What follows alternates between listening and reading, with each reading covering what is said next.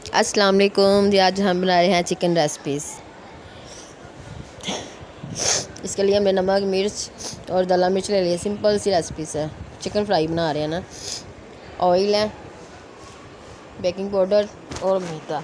Simple सा जो हमारे घर में चीज़ें इस्तेमाल के लिए हैं वही हमने लिए। हमने कोई वो नहीं कि ये चीज़ होगी तो बनेगा। सिंपल सी रेसिपीज़। चिकन हमने आधा किलो ले लिया है। इसको कट लगा लिए, धो के खुशक कर लिए। अब इसमें ये जो नमक, मिर्च और बेकिंग पाउडर, मैदा है, उनको अच्छी तरह मिक्स करके और चिकन अच्छी तरह मैरिनेट कर लेंगे और इसको 1-2 घंटे के लिए रख देंगे। फिर इस फ्राई पैन में ऑयल डालेंगे, फिर इसको फ्राई करेंगे।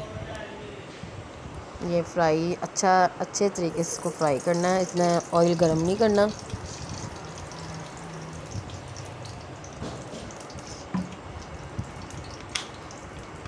देखिए अब इसमें हम अपनी चिकन डालेंगे।